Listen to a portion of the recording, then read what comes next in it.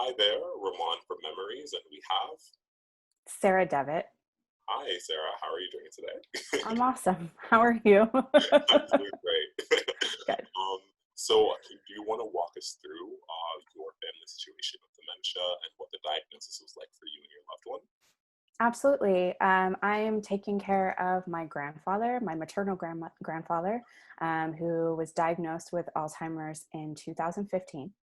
And it started out with me just noticing some things that were not right with him. At the time, I had just moved back to California from New York City because I wanted to be closer to my family.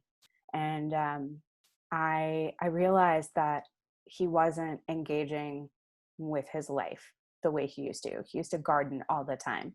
And I went to his house and he was like, I just didn't feel like planting anything this year. And I was like, that's not right. So something's wrong. And I talked to my mom and I was like, what's wrong with him? Like, why isn't he want to garden? She's like, I don't know. I don't know what that's about. I'm like, okay, something's wrong. We need to go to the doctor. I just knew. And so I just started like gradually taking on more responsibility, and taking initiative and talking to his doctors and just paying more attention to what was going on with him.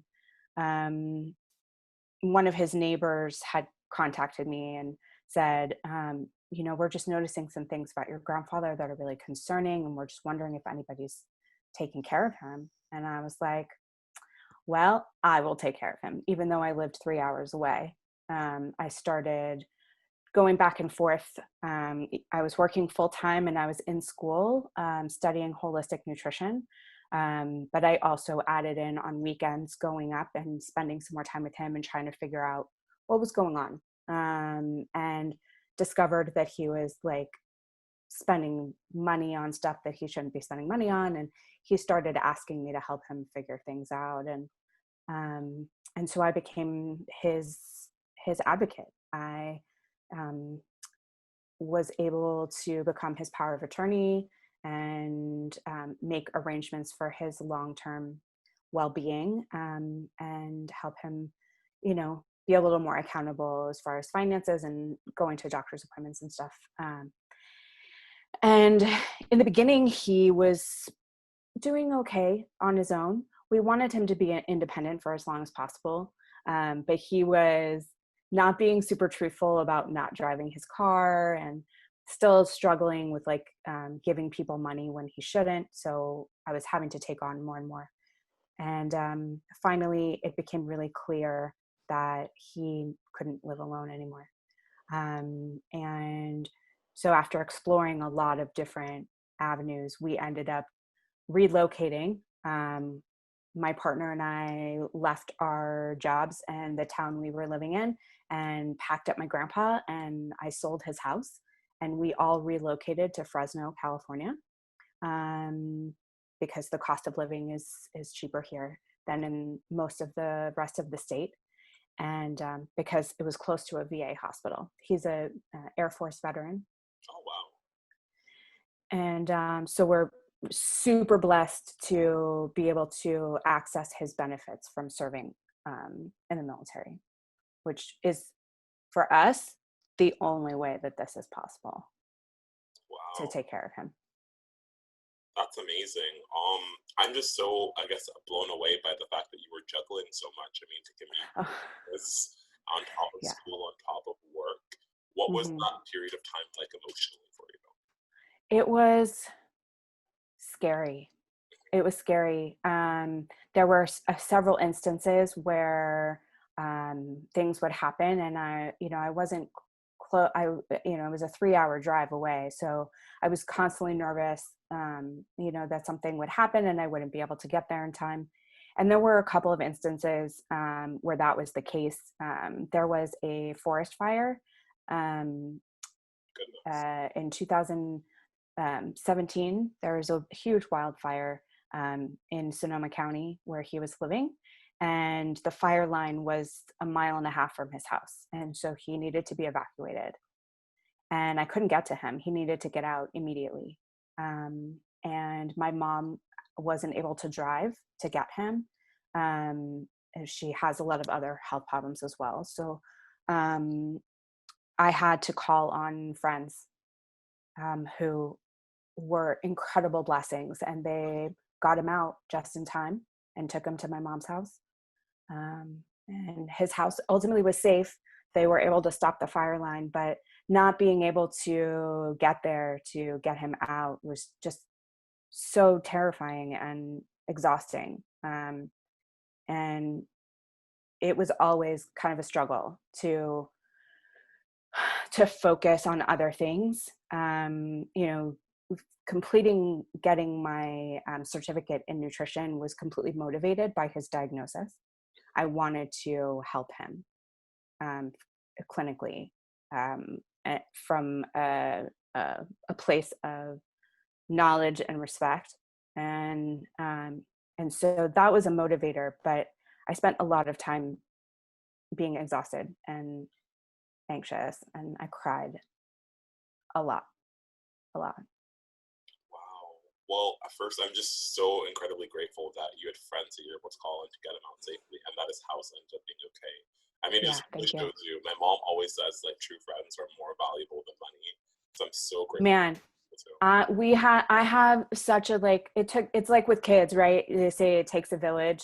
And it was the same with when my grandpa was still living alone. I had a steady rotation of friends who would take him food throughout the week, who would bring him dinner, bring him breakfast, lunch, people who would take him grocery shopping, people who would take him to doctor's appointments when I couldn't. I mean, it was really incredible how people just lifted us up and helped me. It Sure. was incredible.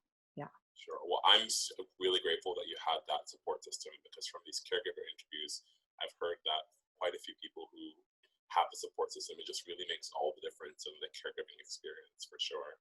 I guess Absolutely. my next question would be like, what does your support system look like now with your current situation, with you all living in Fresno?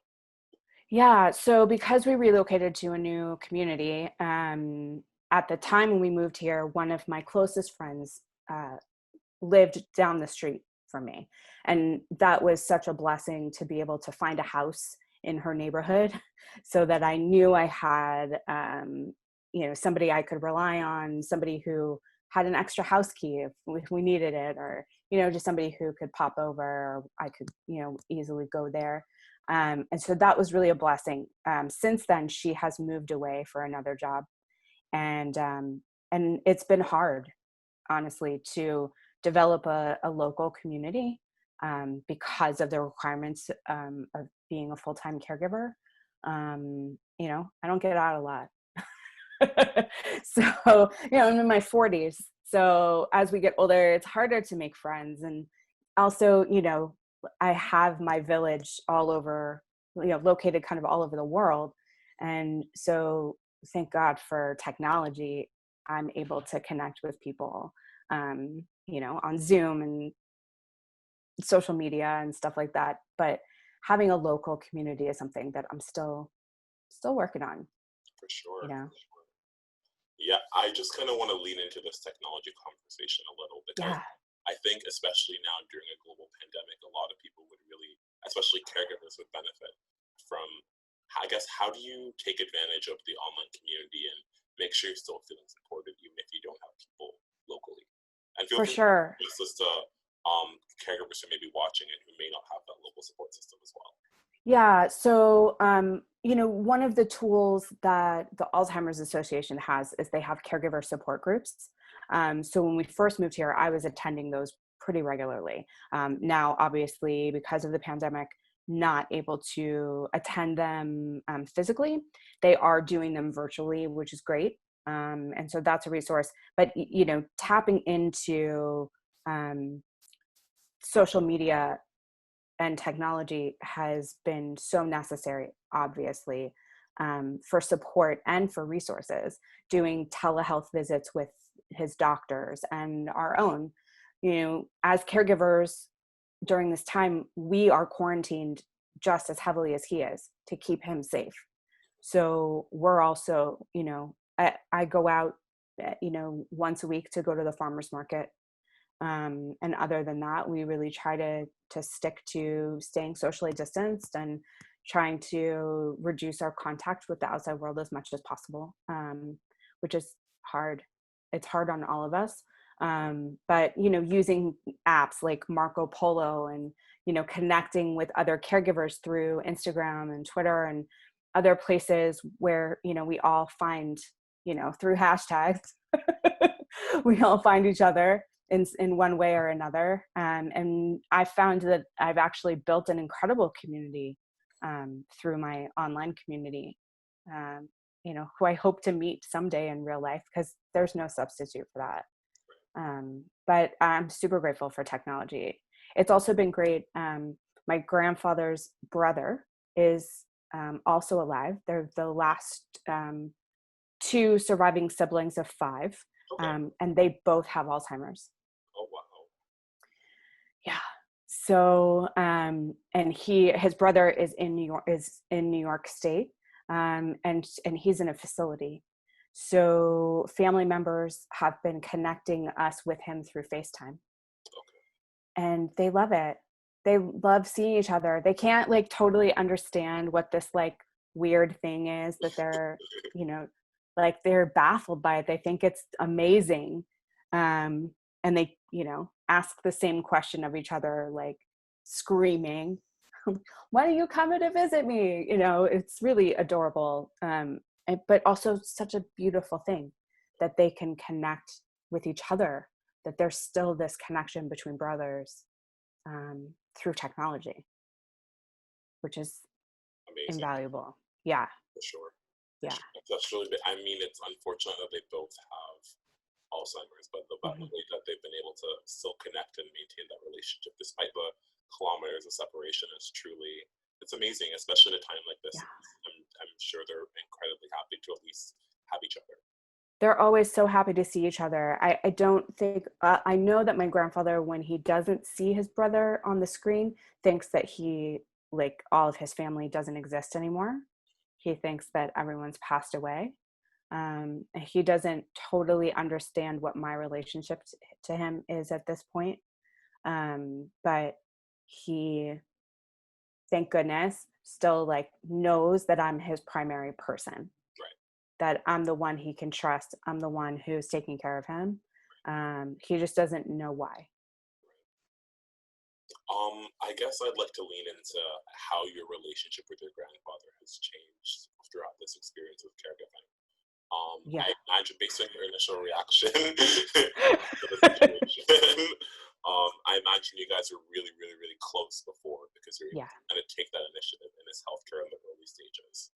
And then now having your relationship almost come to what it is now, how has that been emotionally for you? It's been really hard. I think anyone who goes through this journey of Alzheimer's with a loved one would agree that it's the slowest death that you can experience. Watching somebody die in front of you for over 10 years is horrible. And so there's a grieving process that starts to happen very early on. And so there's a lot of things that I've already grieved through this time. And one of them is the relationship of grandfather and granddaughter. That relationship that we had doesn't exist in the same way anymore. I'm his only grandchild, and I was spoiled rotten. He taught me everything about art and music, and he taught me how to read. He is a brilliant person. And I always viewed him as this just gentle, thoughtful, kind of introvert, poet, artist, soul, who always did what he thought was best for his family, and always said yes, even if it was inconvenient. And what I know now is that was a defense mechanism to hide a lot of other things behind that.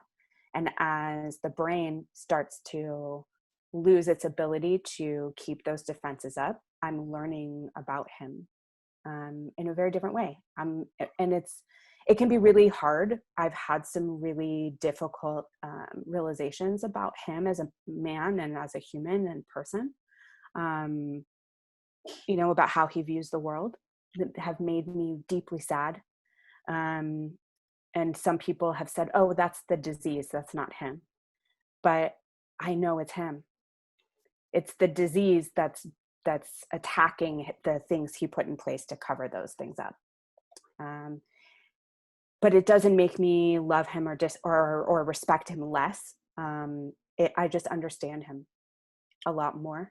And I think as we all, as grown-ups, when we get to know our family from an adult perspective, it can be shocking in some ways. And so this has actually really been an intense process of having to really look at all of my family relationships and structures and how we have navigated life as a family, and what has worked and what really has not worked at all. And have had to do a lot of deep work and a lot of therapy to handle all of that and to really, make it work so that I can take care of him without getting frustrated. Right. Yeah. Well, I think that's a really interesting perspective, almost kind of getting to know the person you're loving the person you're looking after on a more on a different kind of level than the way you had before, because as you said, aspects of their personality or aspects of their vision are coming to light in ways you'd never seen them before. And I think that's just a super interesting perspective to have on this experience that we haven't heard. Yeah. Thank you for sharing that. Yeah. I mean, I think there's something about, again, the information that we tend to get about what Alzheimer's looks like and how it operates. Sometimes I just don't agree with, and I think it's different for everyone. And I think it's so important for caregivers and family members to navigate the disease in the way that makes sense for your family. That there's actually no right or wrong answer, because at the end of the day, any conversation that you have with your loved one, as long as it's not, you're not putting them in an abusive situation or in harm's way, they're not going to remember it in 5 minutes. They're going to move on. So it's okay to have hard conversations. In support groups, people would be like, why are you having these deep conversations about, your grandfather's worldview and whether or not he agrees with our current president? Like, why are you agitating him? And I'm like, I'm not agitating him. He's being honest, and he's being the man that he is. He's 88 years old. I respect him. I want to hear what he has to say. It's heartbreaking to me sometimes, but in 10 minutes, even though I'll never forget it, he has forgotten the conversation and we can move on to something else, But I think it's important to have those conversations, in the moments where they are in their adult mind. For sure.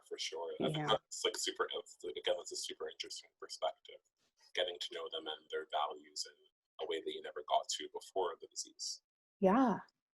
Yeah, because the filter's gone.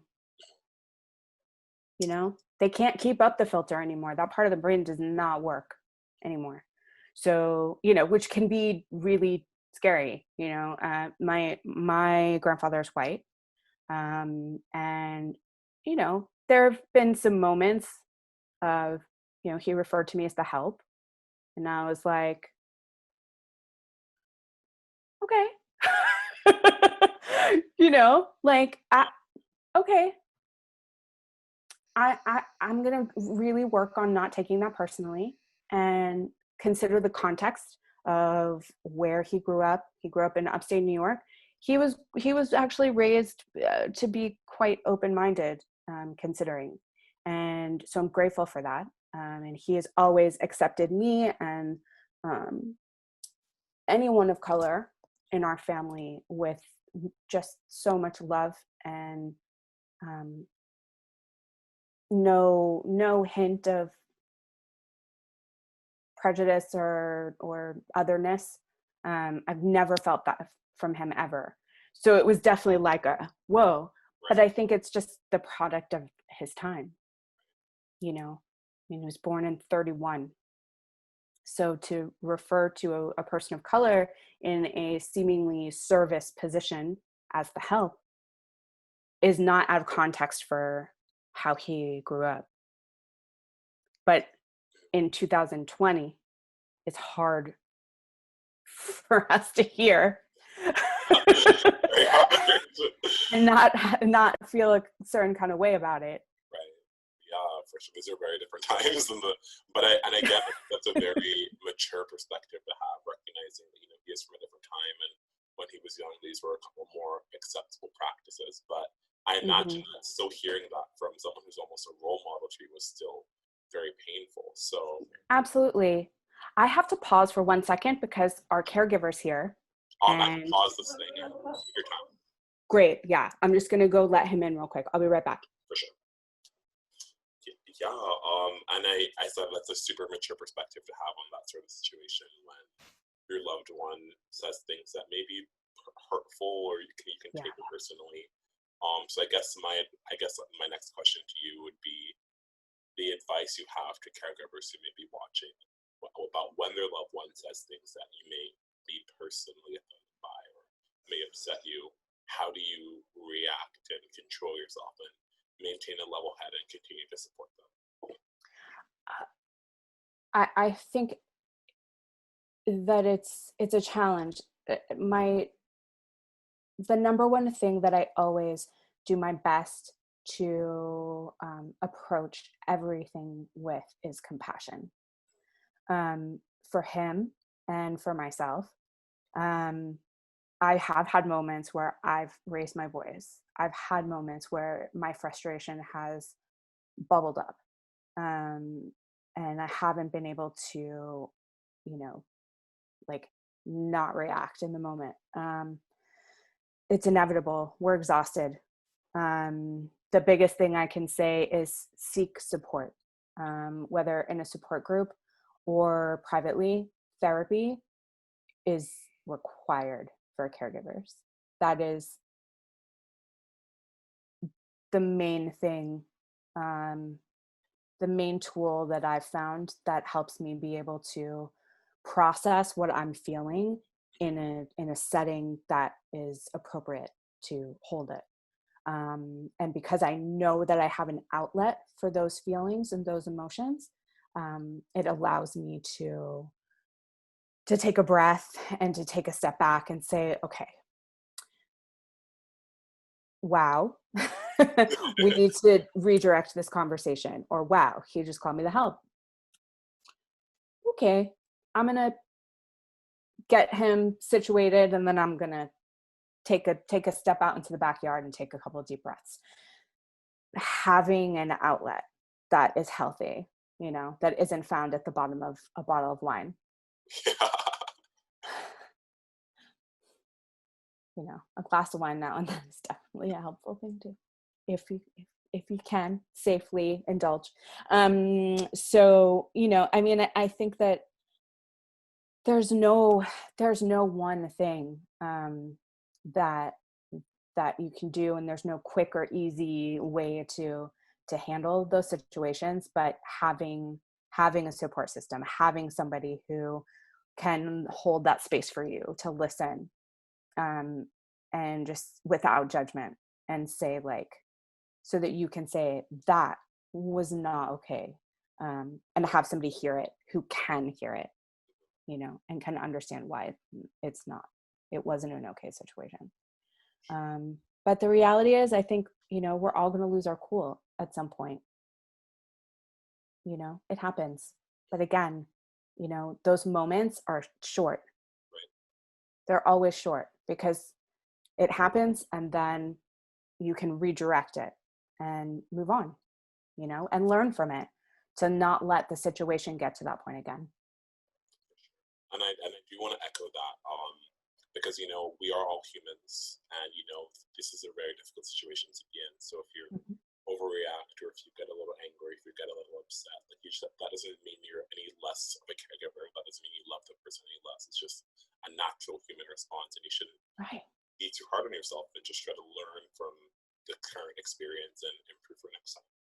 Right. Well, and it's important to express those emotions. Right. If you suppress the anger and the frustration and try to put on a facade of everything's okay, most people with this disease are very perceptive to energy. He can tell when somebody is annoyed with him. He's not dumb. He just can't remember anything. So, and even though he has the logical ability of a 5-year-old, he's not a 5-year-old. So there's always this line, right, of trying to figure out how to appeal to the adult, but also sometimes communicate to the child. And it can be really frustrating for both of you. And there's really no right or wrong way to do it. You just have to figure out what works. And usually through that, just like anything in life, you're gonna mess up. And through messing up, you'll figure out, uh, you know, what works for you and for your loved one. For sure. For sure. And I think that, and I love that. I love that idea of appealing to the child and the adult at the same time. I think that's a super unique perspective. And I think it kind of draws my attention to a little conversation we were having before the recording about the idea of that caregivers fit this sort of mold. And there's this like one size fit all version of how to be a caregiver. And I Right. think both said that's people are different, caregivers are different, people in different situations, different loved ones, different stages in their life when they're experiencing this.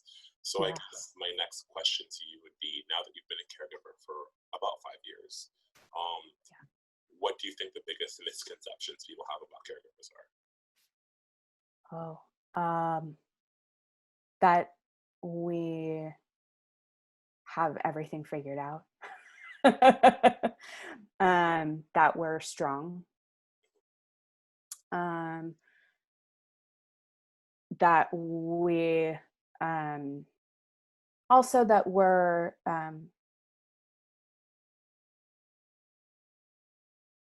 I think that there's a misconception too that we don't have anything together, that we're automatically, I think anytime people say like, oh, it's so amazing what you're doing, and oh, what a blessing, and oh, yes, and it's also really frustrating, and it's also exhausting, and it's not always sunshiny. I had in the beginning, especially, a tendency to only share like the cute moments of this journey with people and in my social media, and I realized really quickly that that's not um, all that this disease is. There are absolutely funny things that happen. There are absolutely beautiful moments that are shared, but most of the day, in my experience, is spent being tired and um, frustrated with the sameness of each day. Really is, like I said earlier, it's like Groundhog's Day. Every day he wakes up, he doesn't know where he is. He says the same thing every morning. Like, down to, all the way to bedtime. It's the same every single day. That'll wear down on anybody. And so I think that there's a misconception that caregivers are totally patient too, and that we wanted to be caregivers. Like, there's not. I had a really a profound conversation with somebody who kept saying to me, "Oh my God, like what you're doing, it's like, you would be such a good mother." And I was like, "No, there's a difference between being nurturing and being maternal. Just because I'm nurturing doesn't mean I would automatically be a good mother. Like, there are things about the way that I'm handling this that I can handle this because he's an adult, you know? And there are things about this that are frustrating. He can't learn anything new. And I think that that's something that people don't think about. That all of the things, it's not just about like making sure he doesn't leave the house alone. And it's not just about, making sure he eats and all those things. There's a million other little things that nobody can imagine that happen throughout the day with somebody with dementia. Um, and that it's not always, it may be, there are some things. There was an instance where my grandfather, I was taking a nap, and while I was sleeping, he crept past me. I was asleep on the couch. I always try to position myself between him and the front door. And he crept past me into the kitchen and found the sharpest pair of scissors in the house. And I woke up to him standing over the kitchen counter, cutting his hair down to the scalp. And for me, it was terrifying because all I could think of was, oh my God, he's going to cut himself. And what is he doing? And people thought it was funny. And I was like, it's not funny. It was actually incredibly traumatizing to wake up and see that and to experience him doing that. Yeah, it's just hair. It'll grow back. It did grow back. He didn't ultimately hurt himself, but the trauma of happening upon that is real. And I don't think that people necessarily expect there to be so much potential trauma involved in being a caregiver.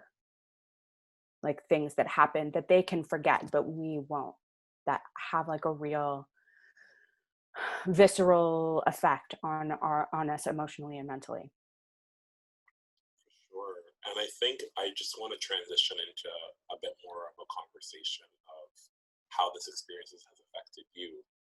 I loved how you brought up the repetitiveness of the days and how that can really take a mental tear on you, and also these traumatic events when your loved one put themselves in danger, and they're not going to Mhm. remember it, but you will. Love that you brought that up. So, what advice do you have to caregivers on how do you keep going? How do you find it within yourself to move on and still support your loved one despite having these difficult experiences like weighing on you? Mhm. Well, I would first reiterate, find a therapist who who hopefully specializes in like generational um, trauma and family dynamics. That's just, it's so valuable to have that as a resource. They say, right, like you can't take care of anybody if you don't take care of yourself first. I never used to understand when I was flying when they would say like secure your mask first before helping a child or other family member. And I would be like, well, why would I do mine first? Like that's hella selfish. Why would why wouldn't I do the child's first and then do myself? Now I get it. Like I really get it. Uh, I have to secure my mask first. And for so long in the beginning of this process, I had a really hard time asking for help. Asking my friends to deliver meals to him took me a year of like trying to trying to force my mom to participate more, trying to get Meals on Wheels to stop leaving completely frozen meals on his doorstep that he had to figure out how to heat up on his own, even though he couldn't. Trying to figure all these things out before I finally was like, Village, I need help. So getting right with asking for help is a huge part of being successful at this, and taking some of the pressure off. People will help you. People will help. It's not comfortable, and I am also the type of person that also wants things a certain way. I want his quality of life to be a certain way, and I've had to let go of a lot of those standards, I guess, of making sure every moment of his day is stimulating and beautiful and perfect. That's not realistic and ends up taking away from me being able to take care of myself. Um, I think also there's there's a lot to be said for just taking some time for yourself. You know, if you have the ability to have an outside caregiver for a few hours, do it. You know, like statistically, when you hear the statistics about family caregivers, especially, like their mortality rate is horrible. Like, and we end up, with more health issues and more stress because of the role of caregiving.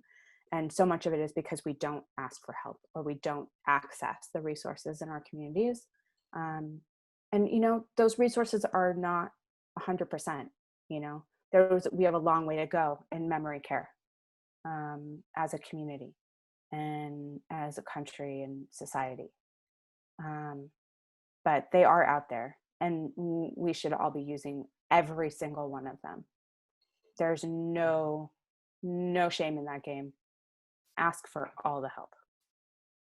Sure. Thank you so much for sharing that. And I think that's a reality that a lot of caregivers almost suffer in silence in a way. They're really hesitant to reach out to resources and support. And it's so important because, as you said, the only way you can support your loved one is if you're supporting yourself. And you have to be the best version of yourself to be the best caregiver you can be. So by helping yourself, you're ultimately helping the person you care about. And I love that you absolutely. Yeah.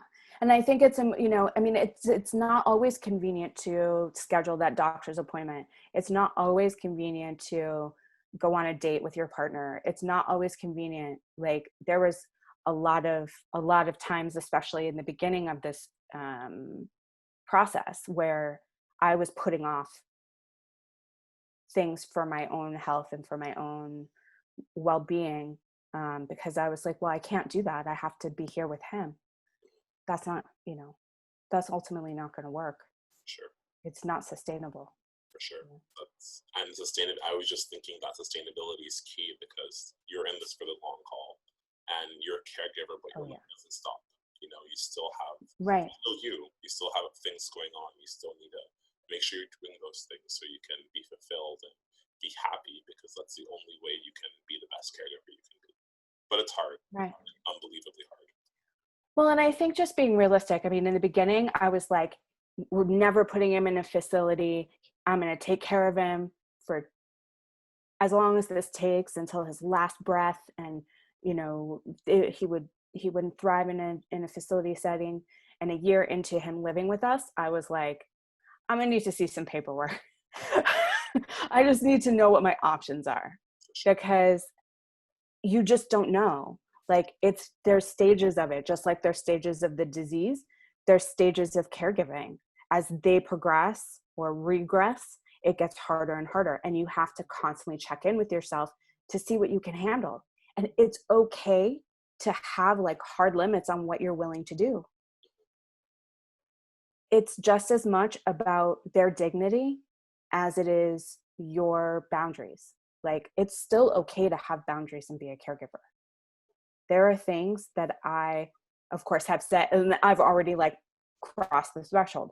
It wasn't like, comfortable for either of us the first time that I had to pick him up out of the bathtub totally naked. That wasn't comfortable for either of us. But now I'm just like, okay, get in the shower, like it just becomes part of your life. But those were things in the beginning that I was like, any bathing or like toileting stuff, like I don't want to do it.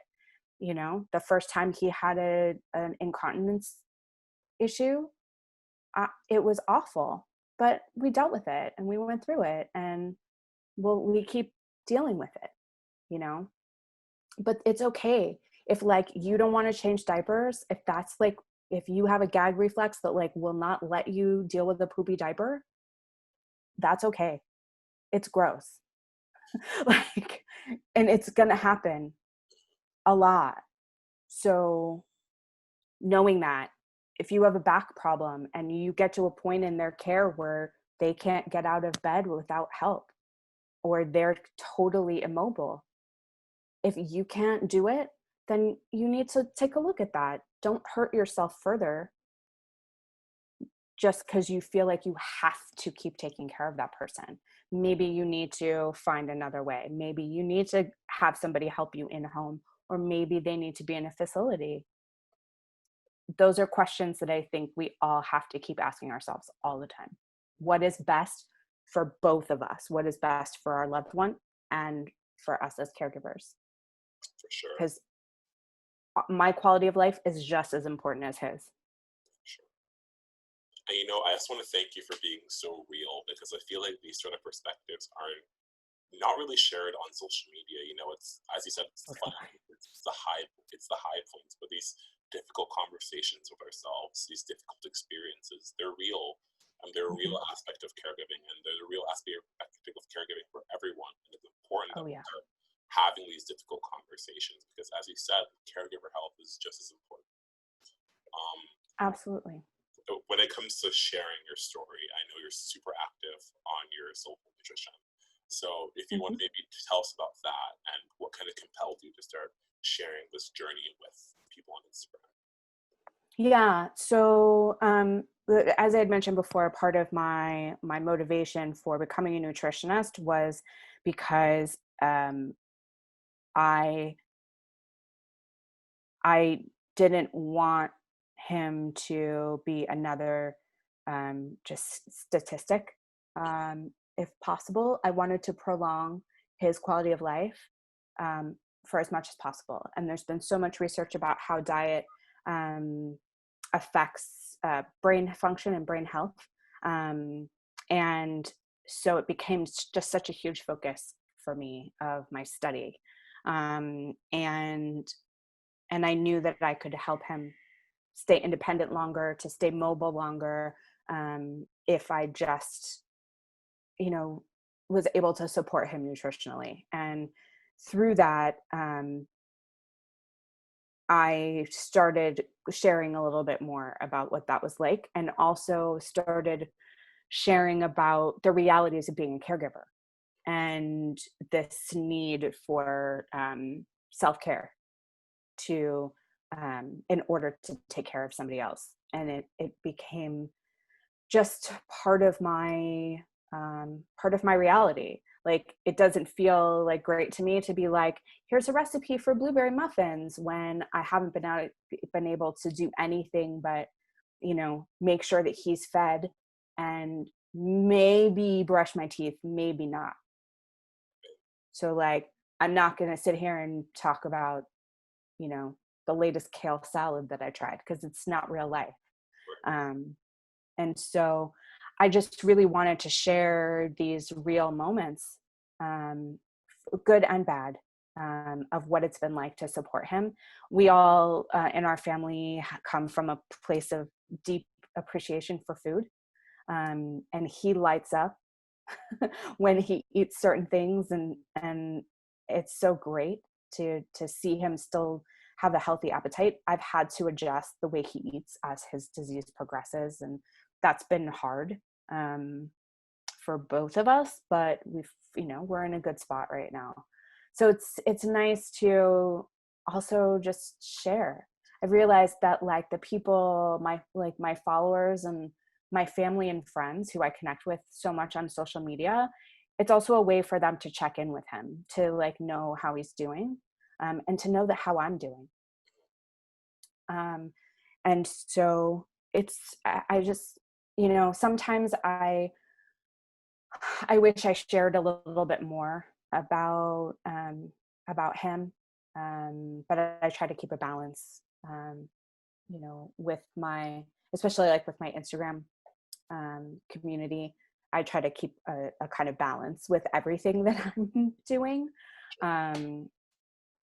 but I think it's important for people to see, the world of influencers and this like glossy social media, like, hey, my life is awesome all the time.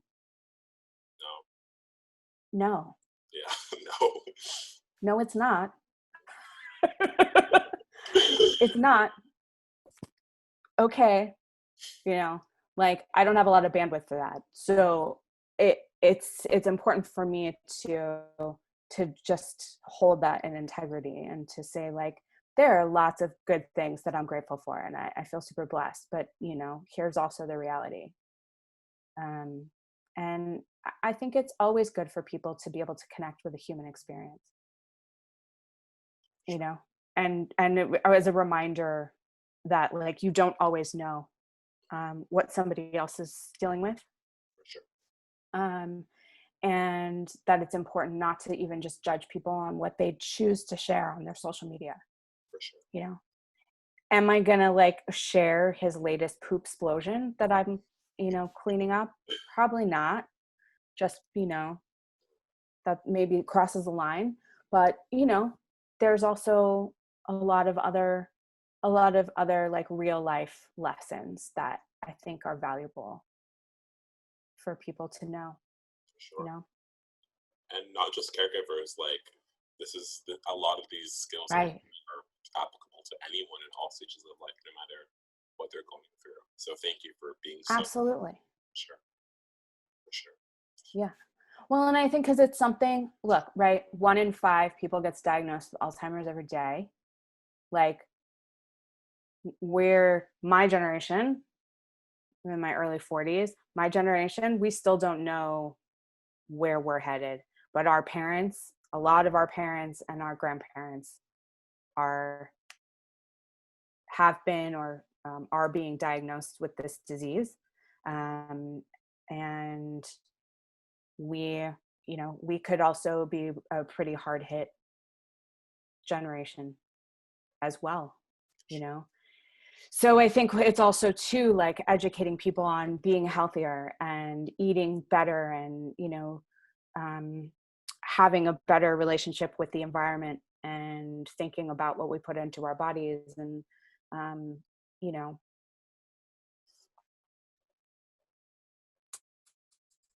can go a long way to hopefully preventing, more people from getting this disease. Like, I wouldn't wish Alzheimer's on anybody. It's hard. It's hard for the person. It's incredibly hard for the family. Yeah. Well, and I think that's what I think about. Like, a lot of my day, I honestly just think about how hard this must be for him. Like, he does not understand what's going on ever. Not ever. Like, he questions everything. He doesn't think the clothes on his body belong to him. Like, he doesn't understand. He doesn't understand, like, where he is, how he got here, because he can't remember driving, like, packing up his things. He doesn't remember selling his house. He doesn't remember buying the shirt that he's wearing. So because he can't remember those things, he doesn't believe that it exists. And, like, we can't even, being in our right mind, we can't even imagine what that must be like every moment of every single day.